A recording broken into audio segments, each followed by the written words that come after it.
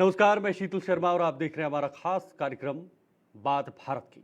5 बज चुके हैं और 5 बजे वक्त तो चलता है उत्तर प्रदेश के किसी खास विषय पर बातचीत करना। आज हम बात करेंगे उस रिपोर्ट की जिसने संभल हिंसा के पीछे की परतें खोल के रख दी है। दरअसल पिछले साल नवंबर में हुई हिंसा ने संभल को हिलाकर रख दिया था। कई जिंदगियां दांव पर लगी, कई परिवार तबाह हुए और शहर की गंगा जमुनी तहजीब पर सवाल उठ खड़े हुए। और इसी संभल को लेकर अब एक रिपोर्ट जो है वो आयोग की तरफ से सरकार को सौंपी गई है। इस रिपोर्ट के जरिए कई सारे खुलासे भी हुए हैं। इसी पर आज हम बातचीत भी कर रहे हैं। लेकिन अब जब 3 सदस्यीय न्याय आयोग ने अपनी जांच रिपोर्ट सौंपी तो कई हैरान कर देने वाले खुलासे इसमें हुए हैं। इसमें सबसे बड़ा खुलासा है 24 नवंबर की हिंसा कोई अचानक भड़की भीड़ का नतीजा नहीं थी, बल्कि यह पूरी तरह सुनियोजित थी, प्री प्लान्ड थी। रिपोर्ट कहती है कि नवाजियों को भड़काने के लिए बाकायदा तैयारी की गई थी। यहां तक कि रिपोर्ट में सीधे तौर पर पूर्व सांसद वर्ग का जिक्र आया है, जिन पर नवाजियों को उकसाने का आरोप लगा है। रिपोर्ट में संभल ही नहीं बल्कि आजादी के बाद हुए दंगों का भी जिक्र किया गया है। यानी यह कोई एक दिन की कहानी नहीं बल्कि दशकों से पनप रही साजिशों और तनाव की परछाई भी है।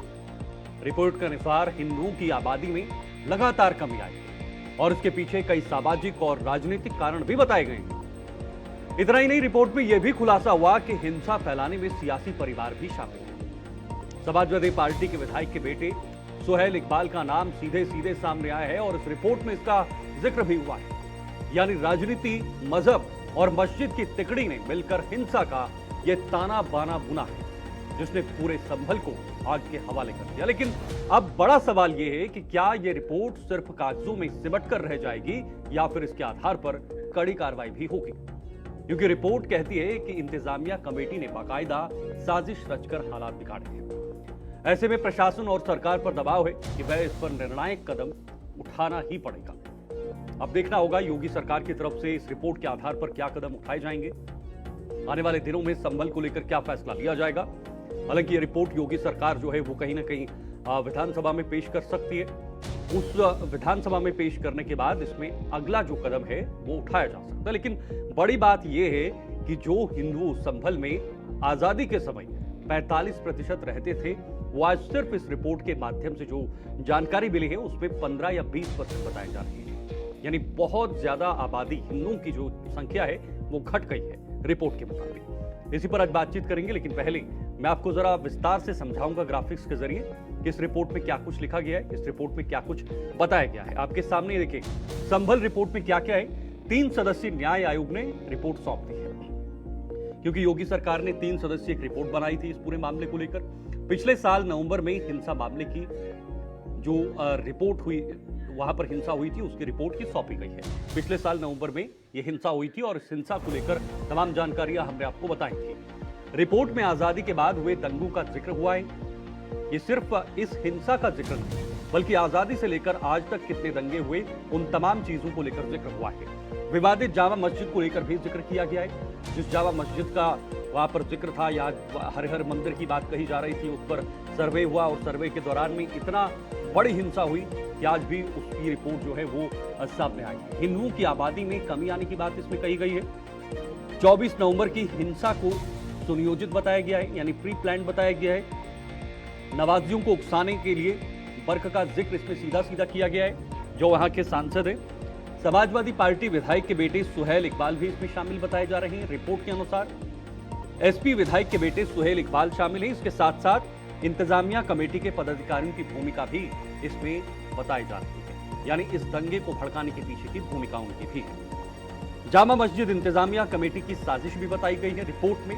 यह हम अपना आंकड़ा नहीं बता रहे, ये जो रिपोर्ट कमेटी की तरफ से सरकार को पेश की गई है उस रिपोर्ट में ये तमाम चीजें मेंशन की गई हैं। इसके साथ साथ नगर पालिका में सिर्फ 15% हिंदू बचे हैं। जो संभल नगर पालिका है, मात्र 15% हिंदू वहां पर बसे हुए हैं और यही आंकड़ा आजादी के समय का 45% था। 45 और 55 का आंकड़ा था, लेकिन अब कम हो गया है। इसके साथ आजादी वक्त में संभल क्षेत्र में 55% मुस्लिम लोग थे। आजादी के समय 55%, आप खुद अंदाजा लगाइए। लेकिन आजादी वक्त में संभल क्षेत्र में 45% हिंदू थे। यह भी एक आंकड़ा इसमें दिया गया है। वर्तमान में यह आंकड़ा मात्र 85 और 15 का हो गया है। 85-15 मतलब 85:15, 85% और 15% ये रह गया है। इसके साथ तुष्टीकरण की राजनीति ने डेमोग्राफिक बदलने की वहां पर बात कही है और ये इस रिपोर्ट में भी जिक्र हुआ है कि वहां पर डेमोग्राफी बदली है। आपने हाल ही में देखा होगा जब वहां पर बहुत सारे एएसआई के सर्वे हुए थे तो सर्वे में बहुत सारी चीजें दिखाई थी, बावड़ियां दिखी थी, बहुत सारी प्राचीन धरोहरें वहां पर निकली हुई थी। नियोजित दंगों में सिर्फ हिंदू निशाना बनाए, ये भी इस रिपोर्ट में मेंशन किया गया है। और संभल कई सारे आतंकी संगठनों का अड्डा बना हुआ है। रिपोर्ट के अनुसार हरिहर मंदिर के प्रमाण भी वहां पर मिले हैं, ये भी बात कही गई है। और साल 1936 से 2019 तक 73 दिन वहां पर कर्फ्यू रहा है। 73 दिन, ये बहुत बड़ा आंकड़ा होता है। अब जल्दी से बताता हूं आयोग में कौन कौन है। AK जैन साहब रिटायर्ड IPS है, आबिद प्रसाद जी रिटायर्ड IAS है और DK अरोड़ा जी हैं रिटायर्ड जस्टिस हैं, वो भी इसमें शामिल है। अब मैं जल्दी से आपको ये 3 तस्वीरें आपकी स्क्रीन पर दिखाना चाहूंगा और इन 3 तस्वीरों में आप जरा समझ पाएंगे जब हिंसा हुई। पहली तस्वीर आपके सामने, जब वहां पर हिंसा हुई थी तो किस प्रकार का माहौल था। दूसरी तस्वीर में आप देख रहे होंगे रिपोर्ट जो सौंपी गई है मुख्यमंत्री को। ये तमाम लोग हैं जिन्होंने इस रिपोर्ट को मुख्यमंत्री तक सौंपा गया है। इसके अलावा जो तीसरी तस्वीर आप देख पा रहे हैं वो आज की तस्वीर है, वर्तमान की तस्वीर है, यानी रिपोर्ट सौंपने के बाद वहां के हालात किस तरह के हैं। मॉनिटरिंग की जा रही है कैमराज के जरिए, क्योंकि आज जुमा का दिन भी था। ऐसे में आज सुरक्षा की दृष्टि से ये दिन बहुत अहम हो जाता था और आगे भी रहेगा। इसी के चलते फिलहाल मॉनिटरिंग की जा रही है, सुरक्षा व्यवस्था वहां पर कड़ी कर दी गई है, 3 लेयर्स में सुरक्षा को रखा गया है। तो ये 3 तस्वीरें आपको खुद बता रही हैं कि इस वक्त संभल में क्या हालात बने हुए हैं और इस रिपोर्ट के बाद क्या कुछ सरकार का जो दिशा क्या होगी, क्या आगे का कदम होगा, कैसे सरकार इस पूरे मामले को लेकर आगे बढ़ेगी, ये देखना बेहद दिलचस्प है। लेकिन फिलहाल ये 3 तस्वीरें आपको दिखाने की जो मैं कोशिश कर रहा हूं, इसमें साफ तौर पर आप देख पा रहे हैं जब हिंसा हुई थी और रिपोर्ट सौंपने की तस्वीर, और साथ ही साथ सुरक्षा रिपोर्ट सौंपने के बाद कल रिपोर्ट सौंपी गई और आज सुरक्षा कड़ी कर दी गई। आज वहां पर CCTVs के जरिए मॉनिटरिंग भी की जा रही है और ये देखा जा रहा है कि क्या माहौल है, कोई दिक्कत ना हो, कोई हिंसा ना हो, क्योंकि रिपोर्ट में बहुत सारे खुलासे हुए हैं। इसमें कहा गया है कि हिंदुओं की संख्या बहुत ज्यादा घटी है। चले, हमारे साथ कुछ खास मेहमान इसी खास मुद्दे पर चर्चा के लिए इस वक्त जुड़े हुए हैं। शिशिर चतुर्वेदी जी हैं, हिंदू महासभा से हमारे साथ ज्वाइन हो रहे हैं। मौलाना नाजिम जी मुस्लिम स्कॉलर हैं, वो भी इस वक्त हमारे साथ ज्वाइन हो रहे हैं। साथ ही साथ डॉक्टर अभिषेक अलावत जी राजनीतिक विश्लेषक हैं, इस वक्त हमारे साथ ज्वाइन हो रहे हैं। शोएब सिद्दीकी जी मुस्लिम स्कॉलर हैं, वो भी इस वक्त आपके टीवी स्क्रीन पर। सर बहुत बहुत स्वागत। शिशिर जी, मौलाना नाजिम जी, डॉक्टर अभिषेक जी, आपका भी बहुत बहुत स्वागत। शोएब सिद्दीकी जी, आपका भी बहुत बहुत स्वागत सर हमारे से जुड़ने के लिए। मैं सबसे पहले मौलाना नाजिम जी आपसे शुरू करूंगा। इस रिपोर्ट को सर आप कैसे देख रहे हैं, जिसमें जिक्र किया गया है कि आज़ादी के वक्त वहां पर मुसलमानों की संख्या थी 55% और हिंदुओं की संख्या थी 45%, लेकिन आज के वक्त में ये संख्या घटकर मात्र 15% रह गई है, यानी 85:15 हो गया है।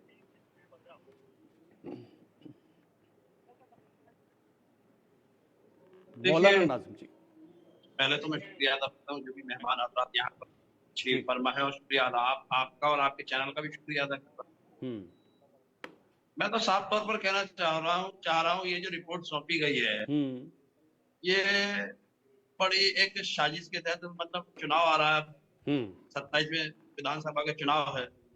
माननीय मुख्यमंत्री योगी आदित्यनाथ जी बड़े हिसाब से अपने काम को लेकर चल रहे हैं जी, और इसी हिसाब से ये माहौल बनाने की तैयारी चल रही है, क्योंकि भारतीय जनता पार्टी के पास कोई और एजेंडा प्रदेश में विकास का या रोजगार, इनके पास कोई एजेंडा है ही नहीं।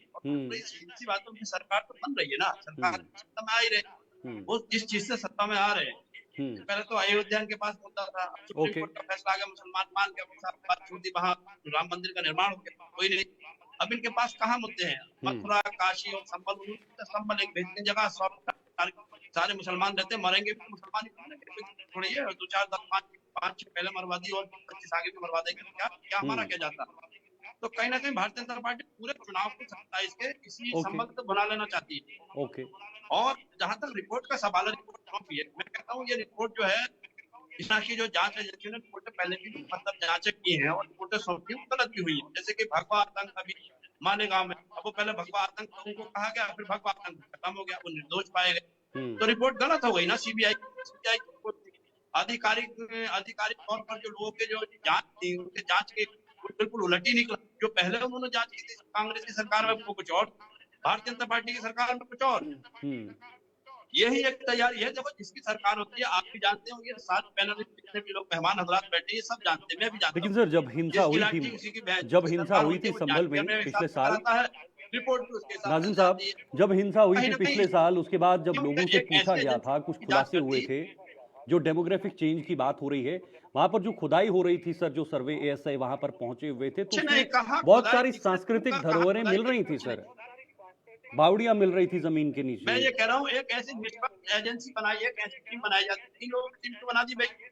एक जाटव होते, एक नहीं, वो ठाकुर तो साहब होते, आंखों एक देखा था ना ब्राह्मण सर, होते, एक वो मुसलमान तो होते, सामने सामने 5-6 था, लोगों की आप टीम बनाते, वो जांच करती ना।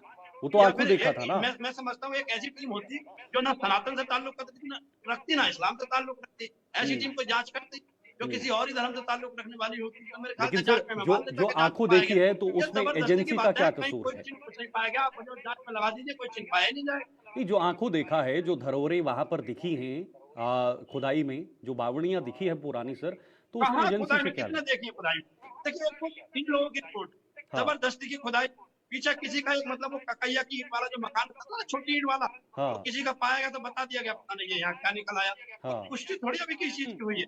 कोई हम्म मैं समझता हूँ पूरी तरीके से एक पूरी सच्चाई के तौर पर किसी चीज की कोई बिल्कुल भी पुष्टि नहीं हो पाई है वहां पर। हम्म बस ये है कि खुदाई हो रही है, हम्म खुदाई हो रही है, जबरदस्ती की खुदाई हो रही है। वो चिन्ह पाए गए, किसने देखे भाई चिन्ह? अभी एक जांच, और फिर एक बड़ा आप तमाशा देखिए, हम्म जब तक जांच रिपोर्ट सौंपी गई है, तो अभी ठीक तो है, सीक्रेट है ना, ओके अभी तो सीक्रेट है, अभी तो सौंपी गई है, तो ओके, पहले ही अलर्ट कर दिया गया है। हाँ इसका मतलब आपके मन में चोर है, कहीं ना कहीं दाल में काला है, पहले अलर्ट क्यों करते हैं? आपको पता है कि आपको एक माहौल बनाना है कि देखिए हमने रिपोर्ट में जो हमारे जो जांच एजेंसी ने रिपोर्ट सौंपी है ठीक वो है, हिंदू भाइयों के पक्ष में ओके है। ओके, अरे भैया पक्ष विपक्ष का सवाल नहीं है, आप पहले से माहौल तैयार कर, ठीक है सर, अब तो ठीक है बात सर, खुलासा ही नहीं हुआ। ठीक है नाजिम जी, लौटूंगा आपके पास। शिशिर जी को लाइएगा जरा। शिशिर जी, इनका कहना है कि भाई ये भी प्री प्लान्ड है, यानी सुनियोजित है। ये रिपोर्ट जो है वो जानबूझकर एक षड्यंत्र के तौर पर बनाई गई है, ताकि चुनाव से पहले एक फिर से सांप्रदायिक माहौल उत्तर प्रदेश में बनाया जाए। ये नाजिम जी कह रहे हैं सर, लेकिन रिपोर्ट में जो चीजें हैं वो वाकई में हैरान कर देती हैं, अगर रिपोर्ट सही है। देखिए, इस्लाम एक बहुत सुंदर धर्म है, बेहतरीन धर्म है, हम्म लेकिन जो मौलवी मौलाना बैठे हैं उसका इंटरेस्ट ऐसा गलत करते हैं जिसकी वजह से ये हर पल झूठ मक्कारी और सारे गलत काम करेंगे। ये मंदिर तोड़ेंगे, मूर्ति तोड़ेंगे, और तो झूठे और तुम हो, ये मक्कार उसके तुम हो, पहले सब शब्द वापस लीजिए, शब्द वापस लीजिए, ऐसा है, शब्द वापस लीजिए। झूठे तुम हो, मक्कार तुम हो, तुम झूठ बोलते हो, प्रोपेगेंडा फैलाते हो, तुम्हें कोई विकास का काम ही नहीं बचा। देखिए रोजगार तो दर्द दे नहीं निकलने सकते, लगा इनका, उतनी दर्द, औकात तो तुम्हारी है नहीं, बड़ा मजा आता, उतनी औकात तो तुम्हारी है दर्द नहीं, दर्द रोजगार दर्द तुम दोगे निकलने नहीं, लगा। विकास करोगे नहीं, ये मौलाना यूनिवर्सिटी मौलाना बनाओगे नहीं, का दर्द मेडिकल निकल, कॉलेज पेट में बनाओगे नहीं। दर्द है, दर्द तुम हो दर्द। झूठे मक्कार। ये मक्कार वाला शब्द वापस कीजिए, वापस कीजिए सबको, मक्कार वाले को, मक्कार वाला, ये दांत मत दिखाइए, शब्द वापस कीजिए, मक्कार वाला। बड़ा अच्छा लगता है जैसे जब चिल्लाते हो तो बड़ा अच्छा लगता है कि हंसी आती है कि कार्टून की तरह चिल्लाने लगते हो मौलाना। लेकिन शिशिर जी, ऐसे शब्दों का उपयोग ना करें प्लीज। तुम्हें बहुत अच्छा लगता होगा, हमें नहीं तो लगता। मौलाना लिखा, मौलाना को मौलाना ना कहे। ये बताइए कार्टूनिस्ट है, बीच में क्यों बोल रहे हैं? इनके बीच में हम नहीं बोले, ऐसे शब्दों को, ऐसे शब्दों का प्रयोग मत कीजिए हम सर। अपनी बारी में अपनी बात को कहे। किसी इंसान को लेकर ऐसे शब्दों का प्रयोग नहीं करने दूंगा मैं यहाँ पर। ठीक है, ठीक है, एक मिनट क्यों बोले नाजिम साहब, एक तो ये बीच में मिनट, बोलेंगे? एक मिनट, मैं बात कर रहा हूँ ना नाजिम साहब, एक मिनट। शिशिर जी प्लीज किसी के ऊपर इस तरह के शब्दों का उपयोग मत करिए। नहीं, ये बीच में क्या बोल रहे हैं? शीतल भाई पहले आप इनसे कहिए, मेरे बीच में ना बोले। मैं रोक रहा हूँ ना, आप जवाब दीजिए। बीच में नहीं बोले, आप जवाब दीजिए सर, आप जवाब दीजिए, नाजिम साहब का जवाब दीजिए। एक मिनट नाजिम साहब, नाजिम साहब एक मिनट, वाली भाषा जानते हैं, एक मिनट, एक मिनट, बीच में मत बोलिए सर। नाजिम साहब बीच में मत बोलिए, मैं टोक रहा हूं इनको। सर प्लीज ऐसे शब्दों का उपयोग मत कीजिए, आप जवाब दीजिए सर। शिशिर जी बोलेंगे तो यही भाषा सुनेंगे, ये इसी भाषा लायक है। अगर ये बीच में बोलेंगे तो ऐसे ही बोलूंगा। जैसा बोलोगे वैसा काटोगे, आ जाओ तुम, जैसा तुम कहोगे वैसा तो सुनोगे। हंसी आती है कि आज कार्टून बनने लगे, इसीलिए तुम हमें दबा लोगे, ये ख्याल इसीलिए कार्टून बनने लगे किनारे कर दो आप। जैसे पे। आगे तक हिंदू भाई सबको बचते, अब हिंदू मुस्लिम भाई सबको बचते हो गया, बस हमारा निमट गया। जवाब दीजिए शिशिर जी, आपसे जवाब का इंतजार है सर। अब आप लोग पे इसीलिए कार्टून बनने लगे कि आप ऐसे उछलते ना, तो कार्टून अब आप पे पहले सिक्कों पे बनते था ना है। जो गलत बात आपकी सामने में, सांसद वहां बिजली चोरी कर रहा था सपा का, और बिजली चोरी करके बांट रहा था, वो नहीं दिखा तुमको। अभी देसी हथियार मिले, वो नहीं दिखा तुमको। मस्जिद में जाते हो नमाज पढ़ने के लिए कि वहां हथियार रखने के लिए जाते हो, शर्म नहीं आती है? और यहाँ आके डिपेंड करते हो, मंदिर तोड़ते हो, मूर्ति तोड़ते हो। तुम्हें शर्म नहीं आती? मुसलमान के किसी जुलूस में तुम्हें दिखता है? देखिए तुम्हारी शोभा यात्राओं में हथियार लहराए जाते, तुम बोलोगे? तुम बोलने लायक हो यार? चलिए ठीक है सर, ओके देखिए ओके। इनको डिबेट का तरीका सिखा नहीं ऐसे नहीं शिशिर जी, प्लीज ऐसे नहीं, आप पर्सनल मत होइए ना एक दूसरे के साथ। एक मिनट रोकूंगा, दोनों को रोकूंगा। पर्सनल मत होइए किसी के साथ। एक मिनट शिशिर जी, आपको भी रोकूंगा, ऐसे नहीं, पर्सनल नहीं होना है। जवाब दीजिए बस। डॉक्टर अभिषेक जी, ओके शिशिर जी, आऊंगा। क्या होता है? ओके आऊंगा सर आपके पास। डिबेट एक आध मिलती है तो ऐसे थोड़ी ना डिबेट होती है। जवाब दीजिए ना अपना। आप पर्सनल हो जा रहे हैं एक दूसरे के साथ, ऐसे थोड़ी ना होता। डॉक्टर तो मैं जब जवाब दे रहा हूँ तो ये क्यों बोल रहे हैं? चलिए जवाब दीजिए फिर जल्दी से। शिशिर जी जवाब दीजिए प्लीज। एक मिनट नाजिम साहब। अरे भाई मौलवी इस्लाम के धर्मगुरु हैं, उनको बकार बोलोगे? ओके नाजिम साहब, मैं बात कर रहा हूँ। शिशिर जी पहले ऐसे शब्दों का उपयोग ना करिए प्लीज। आप जवाब दीजिए। जो नाजिम जी ने कहा कि भाई ये सुनियोजित है, ये प्रोपेगेंडा के तौर पर इस रिपोर्ट को तैयार किया गया है जानबूझकर, जल्दी से जवाब दीजिए। देखिए पूरी दुनिया में वहां सभी जगह आरएसएस तो भाजपा के लोग हैं। ये सीरिया में पिट रहे हैं, हाँ। ये फिलिस्तीन में पिट रहे हैं, ये पाकिस्तान में, अफगानिस्तान, सब जगह आरएसएस जाके वहां फसाद कर देती है और शरीयत करते हैं। और हर बात में यूं करके खड़े हो जाते हैं, अरे हमको पहले बुलवा लो। अरे पूरी डिबेट में आप ही बोल लो ना, या शोएब भाई बैठे, अभिषेक जी नहीं बोलेंगे, आप ही बोल लो। चलिए ठीक है। मैं और भी मेहमान है मेरे साथ। ठीक है ओके। नहीं तो ये राम मंदिर की जांच हुई। राम मंदिर की जांच करने वाला एसआई का व्यक्ति कौन था? मुस्लिम था। उस पर भी इनको यकीन नहीं था। पूरा मुकदमा लड़ा इन्होंने, उसके हार गए।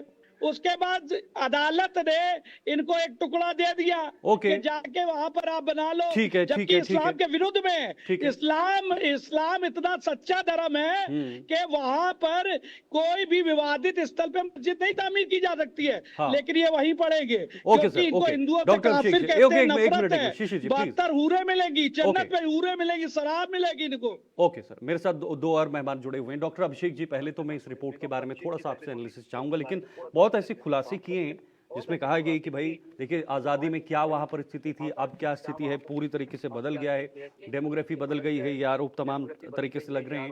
कई सारी हिंसाएं संभल के अंदर हुई हैं, कई जो हिंदू परिवार थे उन्होंने पलायन किया है। इसका जिक्र उस समय भी हुआ था जब संभल में हिंसा हुई थी। जी देखिए, जो डेमोग्राफिक चेंजेस के बारे में बात है, ये केवल भारत में नहीं, आप पूरी दुनिया में जहां भी उठा के देख लीजिए। ईस्ट लंदन के 5 डिस्ट्रिक्ट्स ऐसे हैं जो कि पूरी की तरीके से डेमोग्राफिक चेंज हो चुका है। वहां पे बहुत हर रोज कभी बीबीसी पे, कभी किसी चैनल पे रोज उस पे जो है चर्चा होती है। परंतु मैं वहां पे नहीं जाना चाहेंगे, हम अपने देश में आना चाहेंगे। हमारे देश का मुसलमान, जो इंडियन सब कॉन्टिनेंट का मुसलमान था, जब 1857 की क्रांति हुई तो उस समय सभी मुस्लिम, ज्यादातर मुस्लिमों ने और ज्यादातर हिंदुओं ने साथ मिलकर अंग्रेजों को देश से भगाने की पूरी कोशिश की थी। इससे मैं मानता हूं हमारा कोई भी साथी इस बात को नकारेगा नहीं। परंतु जब हम उस में हार गए तो और अंग्रेजों ने भी एनालिसिस किया कि भारत को हमेशा के लिए कमजोर बनाए रखने का क्या तरीका हो सकता है, तो उन्होंने डिवाइड एंड रूल का इस्तेमाल किया और उसमें साथ दिया। अफसोस के साथ कहना चाहूंगा, हो सकता है मेरे साथी नाराज हो जाए, कुछ अशराफ मुस्लिमों ने, जो अशराफ थे, उन्होंने अपनी अंग्रेजों के साथ अपनी लॉयल्टी दिखानी शुरू करी। उन्होंने किताबें लिखी हैं कि हम आपके कितने साथ दे सकते हैं, आप हमारा साथ दीजिए। तो वहां से अपीजमेंट पॉलिटिक्स शुरू होती है। और कुछ जो है कांग्रेस पार्टी और मुस्लिम लीग, ये दोनों एक तरीके से ब्रिटिश कहीं ना कहीं इनके हाथों में खेलते रहे और ठीक है। आपस में इनकी लड़ाई इन्होंने इस हद तक बढ़ा दी, जब सेकेंड वर्ल्ड वॉर में उन्होंने देख लिया कि बिना हिंदुस्तानी सेना के वो कभी जीत नहीं पाते सेकेंड वर्ल्ड वॉर, और अगर ये आजाद हिंदुस्तान के पास एक यूनाइटेड इंडिया रहा जहां हिंदू और मुसलमान एक साथ रहे, तो वो ब्रिटिश एम्पायर के लिए भविष्य में खतरा बन सकता है। इसके तहत उन्होंने भारत का पार्टीशन कराया। चलिए, वो अब मैं इसके लिए दोषी मानूंगा दोनों ही को, जिन्ना की मुस्लिम लीग को भी और कांग्रेस पार्टी को भी, क्योंकि उसने एक अच्छे खासे, देखिए छुटमुट घटनाएं हर पड़ोसी के बीच में होती हैं, चाहे वो हिंदू हिंदू ही साथ में रह रहे हो या मुसलमान मुसलमान साथ में रह रहे हो, छुटपुट घटनाएं हर जगह होती हैं। पर उसका मतलब ये नहीं कि हिंदू और मुसलमान अलग अलग, मतलब हम बिल्कुल अलग कौम है,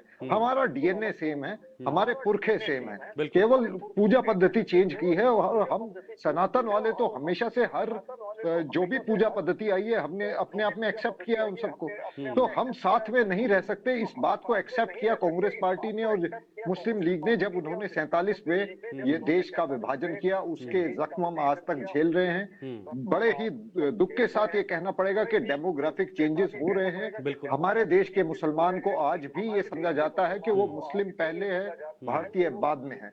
ये बड़े दुख के साथ, इसमें कोई सच्चाई नहीं है।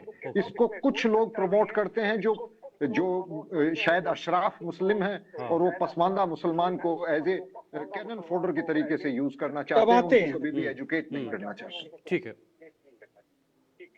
ठीक है, ओके सर। शोएब जी, मैं आपके पास आऊंगा। शोएब जी, आपसे भी जानना चाहूंगा जी, आपसे सबसे पहले रिपोर्ट के बारे में ही जानना चाहूंगा। इस रिपोर्ट पर आपका क्या कहना है सर? देखिए, यहाँ पे सर ऐसी बात है, ये जो मौजू है बहुत अहम है और जिसको बहुत ही हल्के अंदाज से लिया गया। आप शीतल भाई पहले चीज समझ लें, अभी हमारे बहुत अच्छी विश्वनाथ जी ने बात बताई थी। देखिए, होता क्या है, मुल्क जो होता है वो संविधान से चलता है और संविधान के बाद दो चीजें होती है, वो होती है शासनादेश और अध्यादेश। बिल्कुल। शासनादेश तो आप चला सकते हैं, अध्यादेश चलाएंगे बेहतर चीज नहीं है। और किसी भी, मैं अभी उन्हीं की बात का जवाब दे दूं, बहुत अच्छी बात उन्होंने की हुई कि किसी भी मुल्क पर अगर हुकूमत करनी हो तो उसका सबसे बड़ा हथियार जो होता है मजहब। अंग्रेजों ने भी इसका साथ लिया और हमारे मुल्क को 100 साल लूटा, लेकिन जब उनका ये पर्दाफाश हो तो उनको मुल्क छोड़ना पड़ गया। तो जब अगर सियासत अगर मैं करूं और मजहबी सियासत अगर मैं गद्दी पा जाऊंगा, चाहे शोएब सिद्दीकी हो, चाहे शीतल साहब हो, चाहे कोई हो, तो मैं समझता हूँ चंद दिन की मेहमान होती है, आगे नहीं चल पाता, उससे मुल्क खोखला होता है, फिर राज खोखला होता है, फिर मैं खोखला। लेकिन शोएब जी, कौन सी ताकतें हैं, कौन सी वो शक्तियां हैं जो इस तरह से करवा रही थी आजादी से लेकर आज तक, जो इसके पीछे हैं? कौन सी ताकतें होंगी या कौन सी शक्तियां होंगी जो इस प्रकार से ये डिवाइड वाला सिस्टम या बाकी अन्य चीजें को अंजाम दे रहे हैं? देखिए, होता क्या है मैं बताऊं शीतल भाई, आप देखिए 1857 की जंग की जब छेड़ी गई थी तो उसमें हिंदू भाइयों के साथ साथ मुसलमान भाई का भी खून बहा था, इसमें कोई दो राय नहीं है। लेकिन देखिए, मुल्क 1947 में आजाद हुआ और उसके बाद से आज तक अगर देखा जाए तो मुसलमान को हर पार्टी ने, किसी ने कम किसी ने ज्यादा, सिर्फ वोट बैंक की राजनीति के हिसाब से इस्तेमाल किया, बाकी कुछ नहीं किया। क्योंकि डिबेट आज आपकी संभल की रिपोर्ट के ऊपर आई है, क्योंकि ये मामला रिपोर्ट पर ना जाके दूसरी चलाएगा तो मैं समझता हूँ डिबेट मुनासिब नहीं जो चाह रहे हैं। देखिए, ये जो दंगा हुआ इसमें कहीं ना कहीं प्रशासन की चूक रही। इसमें मैंने कई बार डिबेट आप पर भी दी, चैनलों पे और भी दिया। इसमें जो आप बता रहे हैं छतों पे गुम्मे आ गए थे वगैरह आ गए थे, तो अगर वहां पे 10,000 आदमी एक साथ इकट्ठा हो जा रहा है रात में, तो आखिर वहां पे वो कैसे पहुंच गए, यहाँ पे कहीं ना कहीं चूक रही।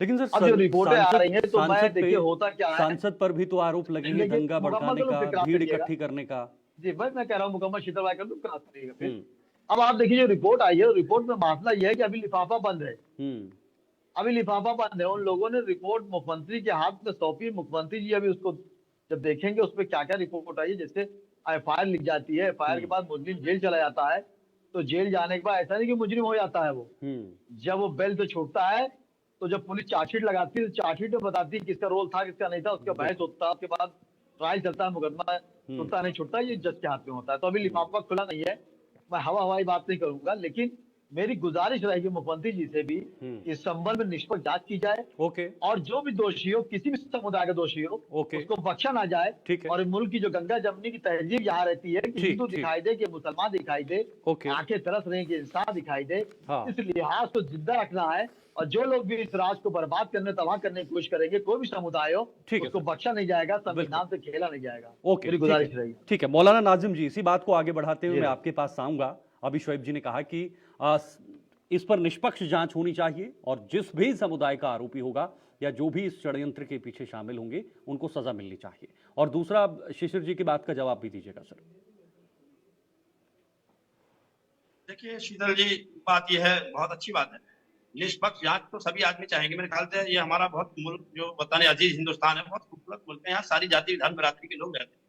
तो मेरे ख्याल से हर जो इंसान होगा या जिसको अपने मुल्क से, अपने वतन से मोहब्बत होगी, तो यही चाहेगा कि हमारे मुल्क में दंगे बढ़ते, जैसे कोई बात।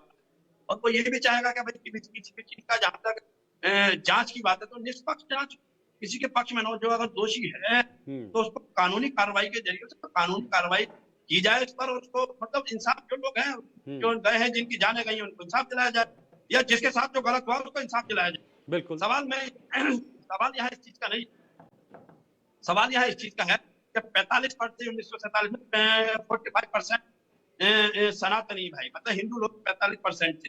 आज वहां से 20 या 15% कालीबा, इसके बारे में जिनको। और एक चीज और यहाँ निकल कर आ रही थी, जो मंदिर है वहाँ बहुत से मंदिर ऐसे था जो बर्बाद कर दिया गया, सफल में बहुत मंदिर ऐसे। तो देखो मैं बताता हूँ शीतल भाई, अगर कोई मंदिर है और वहाँ लोग रहते थे, मैं ये नहीं कहता कि वहां से लोग जो पलायन करके गए उनको फूल माला डाल के भेजा हो सकता है उनके साथ अभद्रता की गई हो, उनके साथ हो सकता है लोग गलत तरीके से पेश आए, लेकिन जो हिंदू भाई चले गए, अब वहाँ उस मोहल्ले में अगर कोई मंदिर है तो मैं समझता हूँ तो मुसलमान तो उसमें झाड़ू पोछा करेगा नहीं, ना मुसलमान को उसमें आस्था, मुसलमान मैं खुद कहता हूँ वहां नहीं जाए।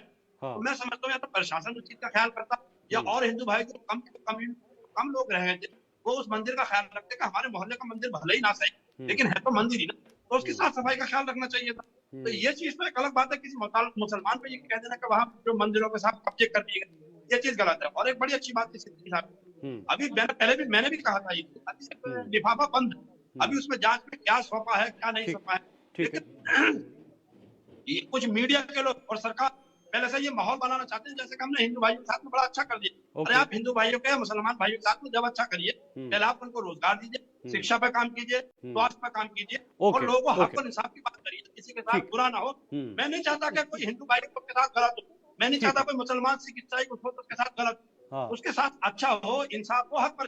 ठीक है शिशिर जी, डिबेट का मतलब ही क्या? बिल्कुल ठीक है नाजिम जी, बिल्कुल डिबेट का कोई निष्कर्ष होना चाहिए, लोगों को समझ आना चाहिए कि असली तस्वीर क्या है। शिशिर जी, किस तरह से अभी नाजिम साहब ने कहा, शोएब साहब ने उससे पहले कहा कि थोड़ा इंतजार करना होगा, जो रिपोर्ट अभी बंद लिफाफे में है सामने आएगी तो उसके बाद आगे की चीजें साफ होंगी। अभी से ये माहौल बनाने की तैयारी क्यों की जा रही है, ये भी नाजिम जी पूछ रहे हैं। देखिए आजादी से आज तक एक मेन पॉइंट जो अभी शीतल जी आपने यूज किया वहीं से शुरुआत करेंगे। अभी आपने कहा नाजिम साहब और अभिषेक जी, शिशिर जी, शोएब साहब, तो ये साहब बना दिया, तो साहब बन के इन्होंने सब कुछ कर दिया साहब ने। सर मेरे लिए सभी आप सभी साहब हैं, साहब हैं। शिशिर साहब मेरी बात तो सुनिए। नहीं शिशिर साहब, मेरी बात पे सब मेरे लिए सब साहब है सर, मेरे लिए सब मेहमान है। बोलिए शिशिर साहब, बुरा मान गए सर। मेरी बात से लोग बात पूरी नहीं होने देते। जी। अब देखिए इन्होंने कहा नाजिम जी ने शिक्षा चाहिए, इनको ब्रिटेन ने इनको शिक्षा दी, बढ़िया घर दिया, मकान दी, दुकान दी, बेरोजगार दिया। इन्होंने क्या किया, वहां के लोकल लोगों को मारना शुरू कर दिया है। उसके बाद ये गए अमेरिका, उन्होंने इनको शिक्षा दी, इनको लाइट बिट्टी मकान सब कुछ दिया। वहां इन्होंने टाइम्स स्क्वायर पे जाकर जबरन नमाज पढ़ना शुरू कर दिया। ठीक है, कश्मीर में इनको भाईचारे में ये रहे, जहां हमारे साधु संतों की धरती थी वहां हिंदुओं को इन्होंने भगा दिया और कहा भाईचारा है ये तो, अपनी बेटियां छोड़ जाओ, मकान छोड़ जाओ, दुकान छोड़ जाओ। ठीक है, ऐसे भी मुसलमान है, ये भाई और चारा है। संभल में भी यही हुआ, 30% हिंदू जनता गायब हो गई। ये कह रहे भाईचारा है। बंगाल में मंदिर तोड़ा गया, दंगा किया गया बांग्लादेश में, और आप बताइए यहाँ हिंदुस्तान के किसी मुसलमान की आवाज नहीं निकली। लेकिन फिलिस्तीन में जब इजराइल से झगड़ा हुआ तो उसका झंडा लेके ही यहाँ टहल रहे कि फिलिस्तीन में जुल्म हो रहा है, लेकिन हिंदुस्तान में कश्मीर में आज तक हिंदू वापस नहीं हुआ, उसकी इनकी आवाज नहीं है। तो देखिए, कहने को कुछ भी कहे, लेकिन इनके लिए कुरान पहले, संविधान बाद में। हमारे लिए संविधान पहले, बाद में सनातन है। ये फर्क है।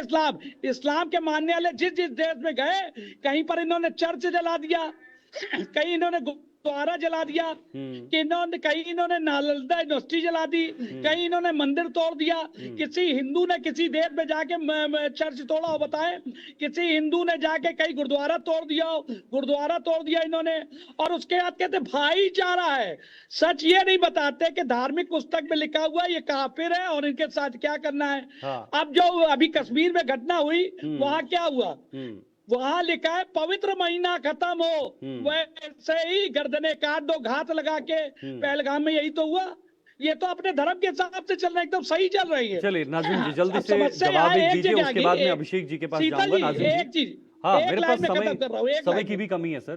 देखिए, इन्हें लगता है एक लाइन में खत्म कर, जहर उगलने वाले लोग हैं ना, ये बहुत बाखूबी से ये इसको ये चाह रहे हैं कि जहर है, और ये गर्दने काट दे, सब तन से जुदा कर दे। मगर अब बनेगा नहीं, वो ईमानदारी है, सब तन से जुदा करेंगे। मैं बताता हूँ, सब तन से जुदा ये करेंगे, ये वो लाएंगे, ये शांति का पाठ पढ़ा रहे हैं। इनके धर्म ये गुरु हैं, नालंदा उन्होंने जलाएंगे, कहा चर्च कि हमें जलाएंगे, पहले गुरुद्वारा अपना सनातन जलाएंगे, और ये शांति पढ़ा रहे हैं। अरे इतनी मक्कारी लाते कहाँ से हो, ये बता दो हमको। कहाँ से लाते हो इतनी मक्कारी कि गर्दन सरतन से जुदा कहने के बाद और यहाँ आके शांति की बात करते हो? चलिए ठीक है, जवाब हमारे दीजिए नाज़िम भाई साहब। है और छोटे भाई है, ऐसे भी मुसलमान है देश में। देखिए, लेकिन ये मक्कारी लाते हैं, इतना झूठ क्या अभी भी हमें मक्कार कहे जा रहे हैं?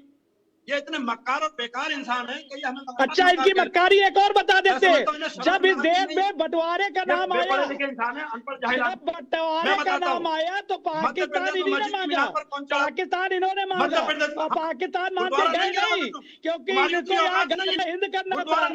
इनके मन के गजवा हिंद आ गए, गजवा हिंद करेंगे ये, इनके दिमाग में गजवा हिंद है, बात है, और यहाँ आके कुछ और गजवा हिंद करना चाहते हैं, ये है इनके दिमाग में। अरे ये गर्दने काटने वाले लोग शांति का बात बनाते हैं, ये मक्कार है।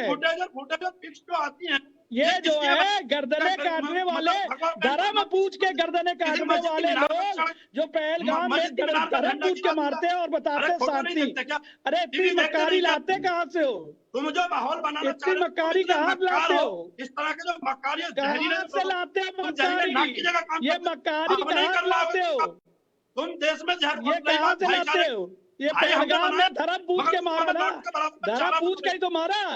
यही इस्लाम है, यही इस्लाम है, कश्मीर में मैं था, यही इस्लाम है, धर्म पूछ के मारना, कश्मीर का रहने वाला, यही है। मैं कश्मीर का रहने चलिए वाला ठीक है, ओके, और फिर तुम्हारे बाप की जागी थी सर, ओके सर, ओके, ठीक है ठीक है ठीक है, आप फिर निजी हो रहे हैं सर। इतनी खुरापात है। ओके ओके ओके, की जागीर है वो। ठीक है ठीक है। हमारा अभिषेक जी मैं कंक्लूड करवाऊंगा सर डिबेट की आपसे। ठीक है नहीं, मेरे पास समय नहीं है आप ज्यादा। ओके, समय नहीं है मेरे पास। डॉक्टर अभिषेक जी अरे तुम्हारे बाप जो थे हिंदू ही थे। Okay okay okay okay, down हो जाइए सर। राम के पूछने वाले ओके, थे, शिशिर राम के सर, पूछने शिशिर वाले जी, थे, शिशिर तुम्हारा साहब, ओके ओके ओके कोई ओके, सऊदीया से नहीं आए थे। डाउन कीजिए थोड़ा, नकली डाउन कीजिए, समय थोड़ी ना इतना नकली। बेटा। डॉक्टर अभिषेक जी कंक्लूड करिएगा सर जरा पूरा। जी देखिए, मैं बस इतना कहना चाहूंगा कि ये दोनों भाई जो ये इस तरीके से लड़ाई कर रहे हैं, जिस तरीके से आपस में बातचीत कर रहे हैं, शायद इन्हें ये लग रहा होगा कि अपने देश और अपने धर्म के लिए कुछ अच्छा कर रहे हैं, परंतु ये पूरे देश में हम सभी के लिए विभाजनकारी जो शक्तियां हैं, जो चाहती है कि हम कमजोर हो जाए, ये उनके हाथ मजबूर कर रहे हैं, बस इसके अलावा कुछ नहीं। हमें जो बीत गया सो बीत गया, आगे जो रास्ता है, देखिए कांग्रेस ने कैसे राज किया, सपा ने कैसे राज किया, उसको भूल जाइए। देखिए हम अपने देश के मुसलमान को, जो इतनी बड़ी अकलियत है, उसको उठा के अरेबियन सागर में फेंकने की ताकत है, हिटलर जैसे बनने की ताकत है, या सनातन में ऐसी एक भी प्रवृत्ति है आज तक? हम ऐसा नहीं कर सकते, हमें इन्हें अपने अंदर एसिमिलेट करना ही करना पड़ेगा, इन्हें समझाना पड़ेगा। पहले ईसाई भी ऐसा ही होता था, उनके यहाँ रेनेसांस आया ना, और ऐसा नहीं है कि इस्लाम का रेनेसांस नहीं हुआ, फारस वालों का जो इस्लाम हुआ कितना खूबसूरत था। हम इन्हें दोबारा से री एजुकेट करके हम एक बन के रह सकते हैं, पर जिस तरीके से हम एक दूसरे की तरफ टीका टिप्पणी करके एक दूसरे की आंख फोड़ना चाहते हैं, इससे अफसोस के साथ ये कहना पड़ रहा है कि हम देश को तोड़ने वाली शक्तियों के हाथ की कठपुतली बन के रह गए। शोएब जी बोलो जी। हेलो, हाँ बोलिए शोएब जी, बताएं सर। देखिए शीतल भाई, ऐसा है कि जिस तरह डिबेट आपकी जो संबल की रिपोर्ट पर थी दूसरों पर चलती गई, हर आदमी रोटी सोखने की कोशिश करने लगा। देखिए मैं एक बात बताता चलूं कि जवाबी कवाली में मुद्दा हट जाता है और बीजेपी इस वक्त इतनी स्ट्रांग पोजीशन में है, अगर उसको शोएब सिद्दीकी खुश करना चाहे कि उसकी खुशनुदी करे और कोई पद बड़ा मिल जाए तो ये नामुमकिन सी बात है, ऐसा ना सोचे वो, क्योंकि बहुत बड़े बड़े नेता बीजेपी में गए थे मुख्यमंत्री और सभासद सांसद बनने के लिए, तिनका बिछा रहे हैं आज। अब सुनिए रिपोर्ट की बात। आप देखिए बंगाल में, अभी हमारे शिशिर भाई ने बात की कि बंगाल में हिंदू के ऊपर जुल्म हो रहा था, मुसलमान नहीं बोल रहा था। मैंने 50 डिबेट में मुसलमान के खिलाफ बोला बांग्लादेश में, पिछले बार खुद भी गवाह है। तो जो माजी होती है उसको कभी इस तरह बातें ना करें, दो समुदाय लड़ाई टकराने की कोशिश ना करें। आप देखिए वहां पे संबल में जो मामला हुआ, जिस तरह आपने बताया 85% वहां पर जो है मुसलमान है, 15% हिंदू है, आप उस बात ही नहीं कर रहे। 1 घंटे डिबेट अमेरिका लंदन चली जा रही है। आप बताइए, अभी रिपोर्ट खुली नहीं है, मैं चैलेंज के साथ कह रहा हूँ, आज आप वहां पे जाकर लिए हिंदू भाई मेरा कहीं हमसे ज्यादा वहीं पर है। हिंदू भाई आजादी टाइम से ज्यादा तो आज भी ज्यादा है, कम तो मतलब पॉपुलेशन मुसलमान भाई की हुई है। तो मतलब मुसलमानों से ज्यादा आबादी हिंदू की है, आप हिंदू कोशिश मत करें, मतलब मुसलमानों से ज्यादा हिंदू की आबादी है संबल भाई वहां पर ज्यादा संबल में, और वो रहना भी चाहिए। हिंदू भाई मेरा राम है, उनका लक्ष्मण हूँ। कुछ लोग सत्ती शोहरत पाने के लिए आप तो रिपोर्ट को सर पूरा की रोटी की कोशिश करते हैं, आप तो रिपोर्ट को पूरा ऑपोजिट में कर रहे हैं ना सर। आजादी के समय 45% हिंदू थे और 55% मुस्लिम थे, आप ये कह रहे हैं कि हिंदू ज्यादा थे हैं आज के समय में, क्या वाकई में ऐसा है? देखिए मैं एक देखिए मुझसे कह रहे हैं ना आप, देखिए मैं शीतल भाई कह रहा हूँ, आपने जिस तरह रिपोर्ट बताई अभी हवाई बात हो रही है। होता क्या, मैं उठाता नहीं बेचान किताबों से वर्क, मैं वो पढ़ता हूँ जो चेहरे पे लिखा होता है। मुख्यमंत्री जी को लेटर गया है, ठीक है, अभी वो खोलेगी जांच एजेंसी में, उसमें क्या मामला है, जिससे हवा में बात चल रही 85% मुसलमान है, 15% हिंदू बचाए। ठीक है मौलाना साहब 10 सेकंड निकालने में एक लगता है, दो समुदाय नाजिम साहब सिर्फ 10 सेकंड आपसे इलेक्शन करने में लोग घुराने की कोशिश कर रहे हैं। ओके, फिर शिशिर जी आपके पास आऊंगा। नाजिम साहब 10 सेकंड है मेरे पास, समय नहीं है। ठीक है शोएब जी, थोड़ा समय कम है। नाजिम साहब जल्दी से, समय आप मुझे नहीं बुलवाएंगे सच बात है। शीतल जी मैं ये कहना चाहता हूँ, देखिए ये बात अगर है, जहाँ तक किसी की धार्मिक आस्था का सवाल, कहने का मतलब ये, जिसकी लाठी उसकी भैंस, मैंने शुरू में कहा भारतीय जनता पार्टी की सरकार है, अपनी मर्जी से जो चाहे वो कराएगी, अपनी मर्जी से सर्वे कराएगी, जो जांच कराएगी। मैं तो कहता हूँ एक जांच की ऐसी टीम होनी चाहिए जो ना सनातन से ताल्लुक रखती हो और ना इस्लाम से ताल्लुक रखती हो। और फिर चलिए शिशिर जी आखिरी कमेंट जवाब जल्दी से। एक लाइन में बताए दे रहा हूँ, जब इस देश का बंटवारा हुआ तो लोग मुस्लिम और हिंदू आबादी से पूछा गया था, तो मुस्लिम आबादी ने 99% कहा पाकिस्तान बनना चाहिए, लेकिन गए नहीं। जो रह गए उन्होंने कहा मथुरा नहीं बनने देंगे, काशी नहीं बनने देंगे, लक्ष्मण टीला छीन लेंगे, ताजमहल छीन लेंगे, कुतुब मीनार छीन लेंगे। तुम्हारे पिताजी का हिंदुस्तान है, तो ये है असला है। तो ये ठीक है, ज्यादा खतरनाक है। समय खत्म हो रहा है, समय इतना ही है मेरे पास। शिशिर जी अब और नहीं